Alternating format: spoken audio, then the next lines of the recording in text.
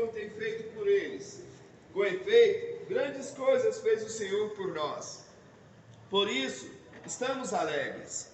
Restaura, Senhor, a nossa sorte, como as torrentes no Neguebe. Os que com lágrimas semeiam, com júbilo ceifarão. Quem sai andando e chorando enquanto semeia, voltará com júbilo, trazendo seus feixes. Amém? Amém. Esse salmo, né? Salmo eram cânticos, tá? Na época do povo de Israel.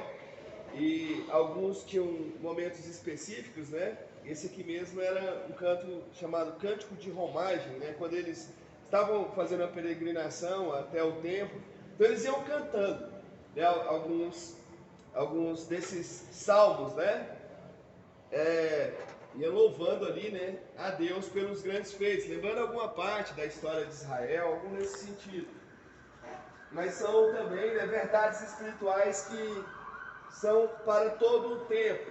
E especificamente aqui eles falam de quando Deus tirou eles ali do cativeiro da Babilônia, porque Israel, por desobediência a Deus, né, eles foram levados como prisioneiros mesmo para a Babilônia e ficaram lá, né, foram mais de uma geração, mas ficaram lá aproximadamente por 70 anos, tá? Mas Deus falou para eles: vocês vão ter que passar por isso. Então aqueles que creram ficaram em paz, né, no coração. Eles falaram: vocês compram a casa, vocês plantam, porque vocês não vão voltar agora.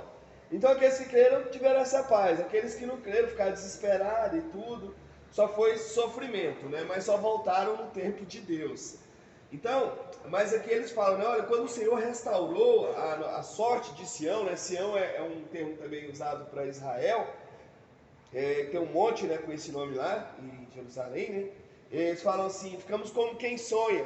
É aquela ideia assim, eles estavam passando por uma luta, passando por uma dificuldade, eles não viam saída, mas quando Deus agiu, quando Deus falou, agora passou essa época, eles ficaram assim, sabe aquele negócio, você nem acredita? Você fala: nossa, como assim, né? Como as coisas mudaram? Porque na sua mente, na nossa mente de ser humano, você não vê saída, você não vê uma porta, né? Mas Deus, ele é o Deus Todo-Poderoso, né? A Bíblia fala assim: agindo Deus, quem impedirá? Então, se ele agisse, ele for para ele abrir alguma porta, for para mudar a situação, ele muda. O que for da vontade dele, ele faz. Mesmo que os homens falem: olha, ali não tem porta, ali não tem saída, né? Aquela doença ali não tem saída, esse quadro ali não WhatsApp tem saída, Business, sua situação prévia não da... tem como, né, resolver. Mas Deus, colocando a mão, aquela coisa se resolve. Então eles foram libertos, né, do cativeiro da Babilônia. E Deus tinha mostrado para os profetas, né, que haveria, né, Deus ia levantar um homem. Deus até fala o nome, né, era o Ciro, o rei da Pérsia. E quando aquele homem assumisse o poder, quando aquele império persa assumisse o poder, ia libertar o povo de Israel.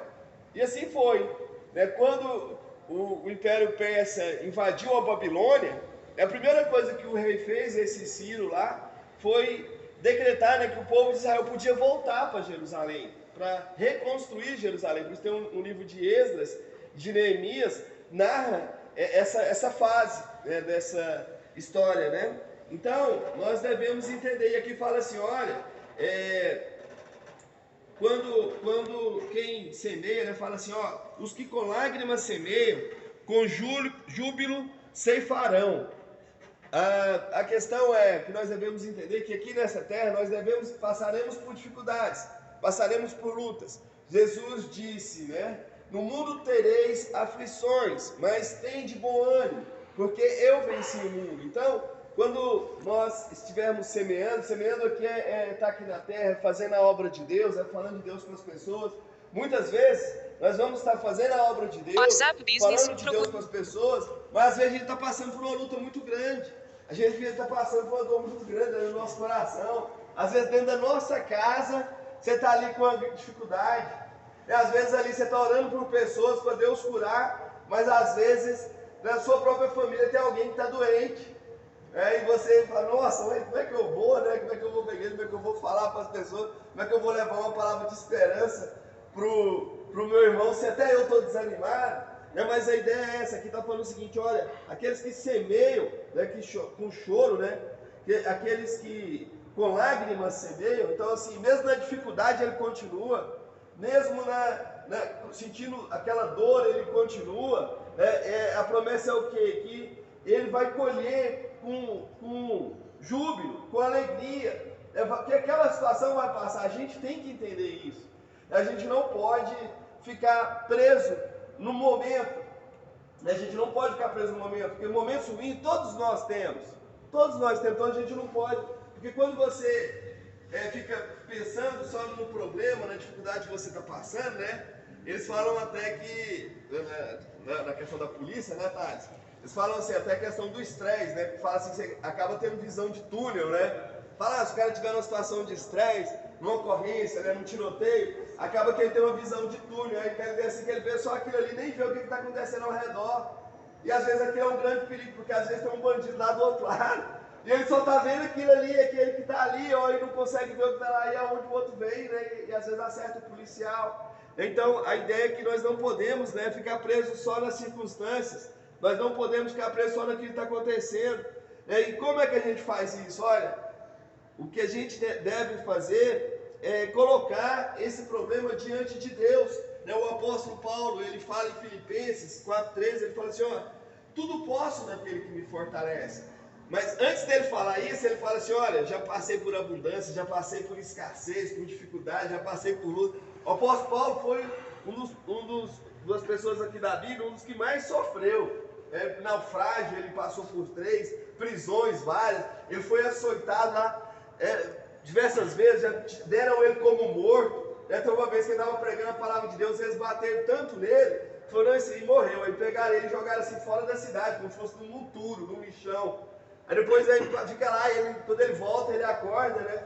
Aí ele levanta e volta para pregar de novo, né? Mas aí ele fala assim, olha, por que isso? Porque eu posso tudo naquele que me fortalece. Então a ideia é que ele não é porque ele tinha uma vida boa, uma vida tranquila, sem problema nenhum. Não, ele fala, mesmo os problemas, é Deus quem o fortalece. Então para nós é isso que a gente deve saber, que é Deus quem nos fortalece. Então se tem alguém enfermo na nossa família, se tem alguém passando crise, se está passando uma dificuldade no seu serviço, fortaleça-se em Deus, ore, leve aquele problema diante de Deus, aquela sua ansiedade, aquilo que está amargurando o seu coração, coloque diante de Deus e Ele vai dar a paz, né?